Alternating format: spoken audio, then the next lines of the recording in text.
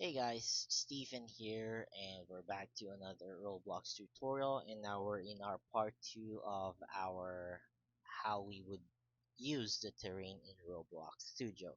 So we're gonna start with editing, and I'm mainly gonna show you how we actually use it and what you could do with it. So first off is, of course, if you're still not familiar with Roblox Studio, you see the terrain on home, click on terrain, and we're gonna ditch the generate and go directly to edit first. We'll talk about generation and import once we have something already. So first off is let's draw something. So we're gonna start off with draw, and then we're gonna deal with paint. So in our first lesson, for our first part, second part of the terrain is mainly what's draw. So draw is what you would say literally painting the canvas in your map. So what's the best approach in trying to draw? Like, would it be better if it's gonna be something like that? Or would it be better to be on something far enough where you'd be able to see it something like that and then actually draw something? Or maybe one number at a time wherein you try to draw it and have an Easter egg. So what we actually do is first it depends on what you're actually drawing. Let's say you want to lake. Initially, what you want the lake for is you would want a flat land, and you can adjust this brush size too, and you can even you need to click this if you don't want it to scale. If you click it again, you can just scale it like that, so it's gonna be somehow like a rectangle. So what I want to do if I'm is when I'm placing some lands, or if I'm gonna place some base, I would want a flat height but a larger width. This way, if I do something like this, let's change the material first to ground. I would have, I think that's not ground, that's cobblestone. Let's change it to ground. I would have something like this. But notice that there's gonna be an uneven background because what is I'm looking at it with a 3D version wherein I'm on a diagonally looking at it. So if my mouse stutter, I would still have that bump ahead. But you can fix that later on.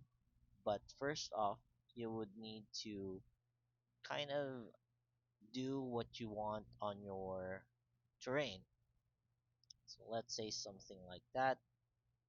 And initially I would have a flat land by that. But if I look it out right here, I would initially have crevices wherein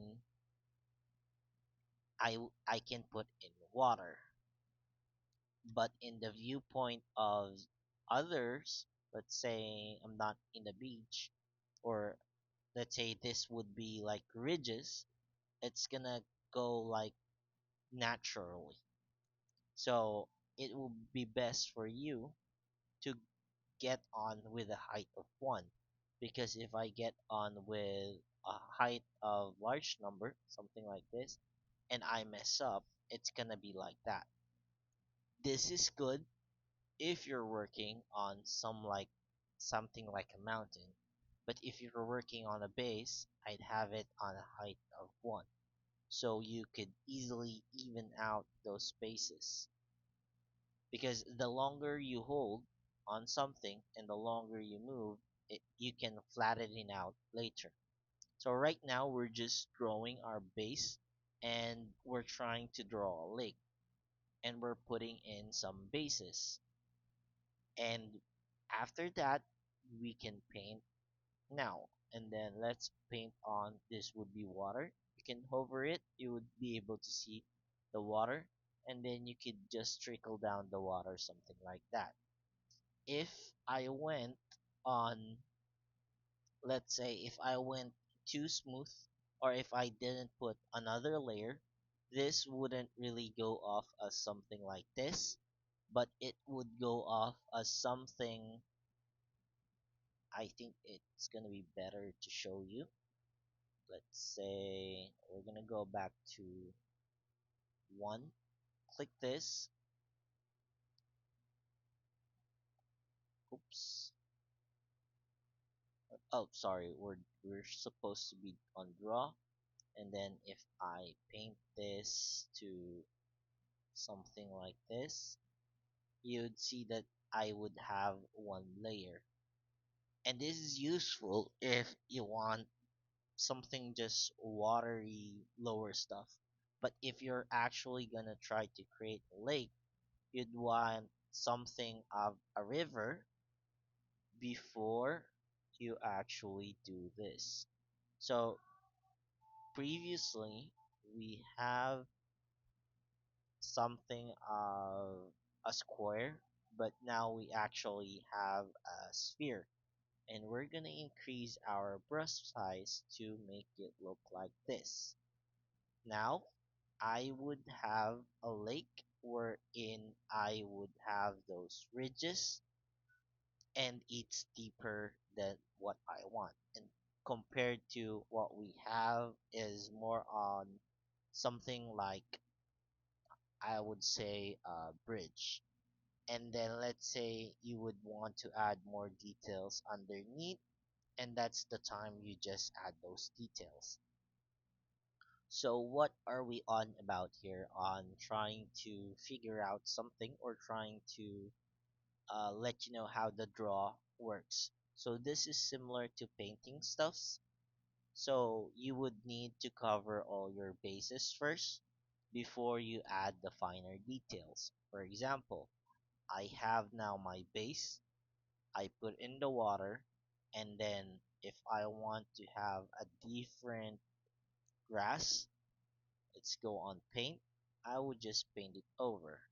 Oops, we forgot to replace our we forgot to replace our color train, but that's for another series.